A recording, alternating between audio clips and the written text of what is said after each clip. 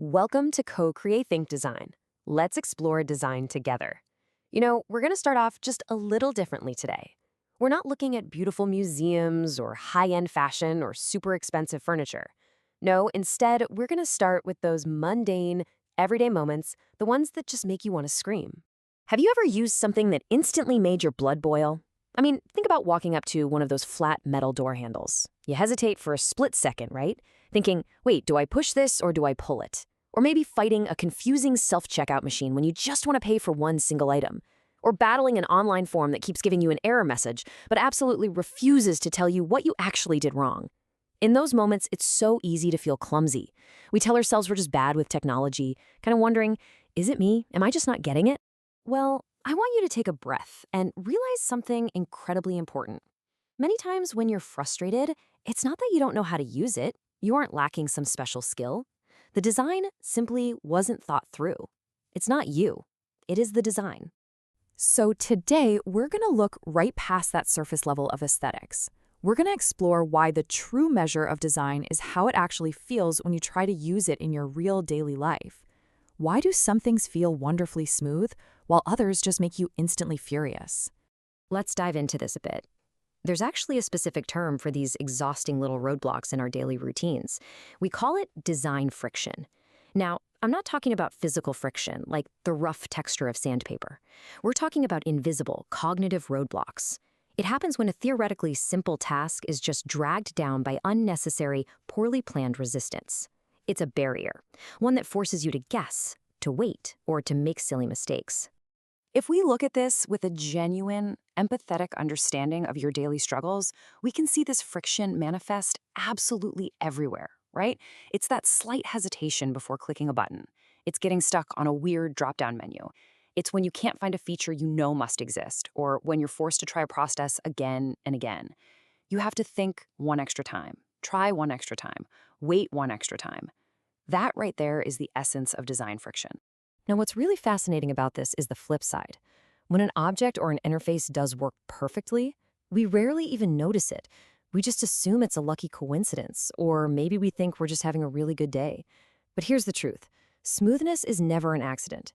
It is the result of highly intentional, deeply considered choices made by someone who was actually thinking about you. You see, smoothness actually comes from a deep empathy for human behavior. Good designers know exactly where we look first when we open a web page. They know how we naturally guess when we encounter a brand new tool. They understand exactly where we might hesitate. And perhaps most importantly, they know exactly how little patience we have when we're tired, distracted, and in a rush. Good design firmly stands in your shoes. Let's compare them directly, just to see that stark contrast. Bad design gives you false clues. Think of that door handle again, right? It's shaped like it should be pulled, but the mechanism requires it to be pushed. It's literally fighting your brain. Good design, however, silently anticipates your natural actions. It doesn't fight your instincts, it aligns with them beautifully. And this perfectly illustrates the real-world impact. Think about the chaotic, frustrating steps of using a terrible touchscreen kiosk. Say you just want to order a simple sandwich, but instead you have to squint at tiny, unreadable text. You navigate these messy, chaotic menus. You hunt desperately for a hidden cancel button because you tapped the wrong thing. And ultimately, the machine times out and you have to start over from scratch.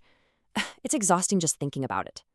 So the absolutely crucial point here is this. These experiences don't just cause a slight, momentary delay.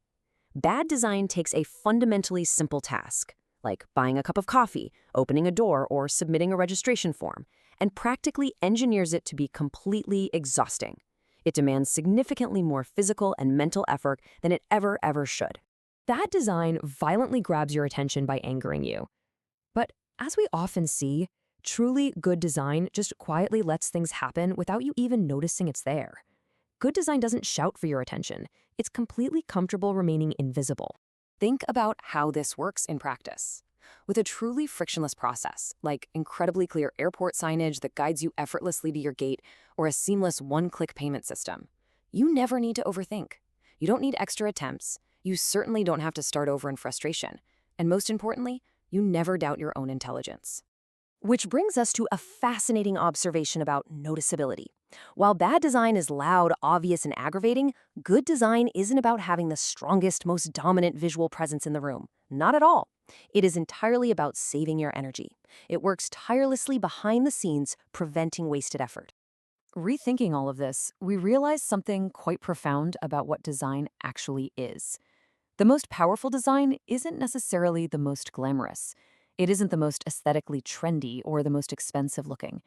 Rather, it's the design that shows the deepest empathy for a tired, distracted human being who is just trying to get through their day.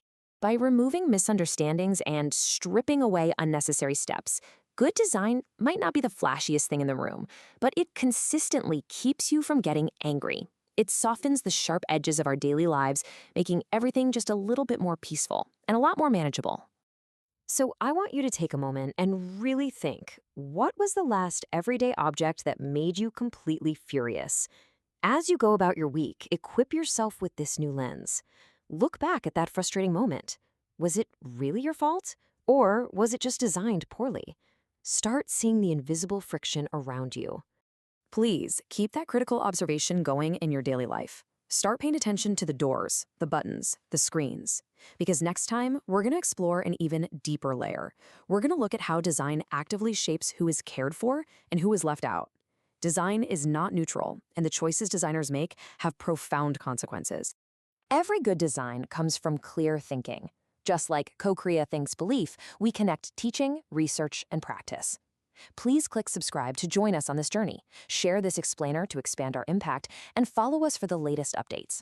Let's think clearly about design together.